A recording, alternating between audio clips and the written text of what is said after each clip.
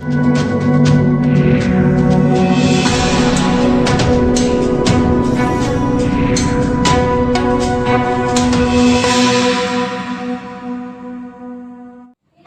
देश के वर्तमान प्रधानमंत्री नरेंद्र मोदी का जन्म 17 सितंबर 1950 को हुआ था।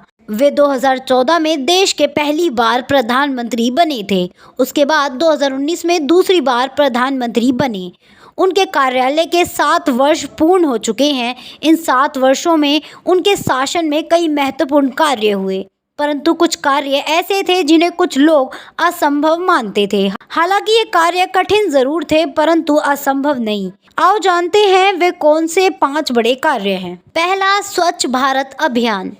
सचमुच यह अभियान बहुत बड़ा होने के साथ ही बहुत कठिन भी था। जन भागीदारी के बगैर यह संभव नहीं हो सकता, परंतु पीएम मोदी की जुदाई व्यक्तित्व के चलते लोगों ने उनका साथ दिया और आज भारत के हर गांव में शौचालय है और अब हर शहर, गांव, गली और चौराहे हमें स्वच्छ नजर आते हैं। मोदी ने अपने पहले कार्यालय की शुरुआत में ही यह जिम्मा उठाया था और आज संपूर्ण भारत स्वच्छ हो चुका है। दूसरा, जम्मू और कश्मीर से अनुच्छेद 370 का खात्मा। जम्मू और कश्मीर की जनता 70 साल से धारा 370 की जंजीरों में जकड़ी हुई थी।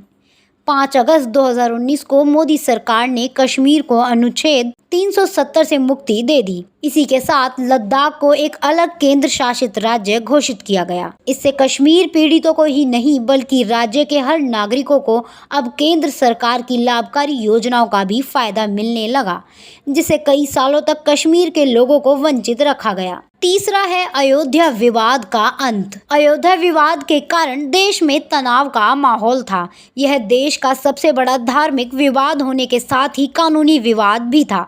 वर्षों से कोर्ट की कार्रवाई में उलझे भगवान राम को सुप्रीम कोर्ट से न्याय मिला और 9 नवंबर 2019 को सुप्रीम कोर्ट के ऐतिहासिक फैसले ने अयोध्या में राम जन्मभूमि को ही राम का जन्म का स्थान माना। कोर्ट के आदेश के बाद भारत सरकार ने राम मंदिर तीर्थ क्षेत्र ट्रस्ट का गठन करके भव्य राम मंदिर के निर्माण का कार्य भी प्रारंभ करवा दिया।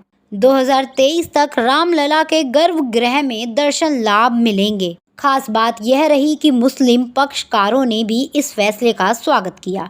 उन्होंने जन्मभूमि से अलग भूमि भी आवंटित भी करा दी गई। चौथा है 3 तलाक का खेल हुआ खत्म। मुस्लिम महिलाएं 3 तलाक की कुप्रथा को बंद करने के लिए कई वर्षों से कानूनी लड़ाई लड़ रही थी। मोदी सरकार की इच्छा शक्ति के चलते ही सुप्रीम कोर्ट ने साक्ष्यों के आधार पर इस मामले में सुनवाई तेज कर दी और इस कुप्रथा पर प्रतिबंध लगा दिया।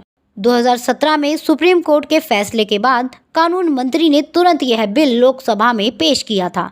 3 तलाक के मामले में 3 साल की जेल का प्रावधान करते हुए इसे आपराधिक मामला बनाया था। यह बिल लोकसभा में बहुमत से पास हो गया। अब 3 तलाक कानून के तहत कोई भी मुस्लिम व्यक्ति मौखिक, लिखित या किसी अन्य माध्यम से अपनी पत्नी को एक बार में 3 बार तलाक देता है तो वह अपराध माना जाएगा। ऐसी मुस्लिम महिलाएं जो 3 तलाक के डर के साए में जीने को मजबूर थीं, अब आत्मसम्मान के साथ अपनी जिंदगी जी रही हैं। 5वां है सर्जिकल और एयर स्ट्राइक से दिखा दिया सेना ने अपना पराक्रम। पहले ऐसा होता था कि पाकिस्तान आतंकवादियों की घुसपैठ करा करके कश्मीर, पंजाब आदि जगहों पर हमले करवा देते थे। तब भारत इसका महज मौखिक ही विरोध दर्ज करता था, परंतु पीएम मोदी ने आकर यह परिपाटी बदली और आतंक को उसी के घर में घुसकर जवाब देने की सेना को खुली छूट दे दी। सर्जिकल और एयर स्ट्राइक के जरिए भारतीय सेना ने ये बताया कि भारतीय सेना वक्त आने पर कुछ भी करने में सक्षम है।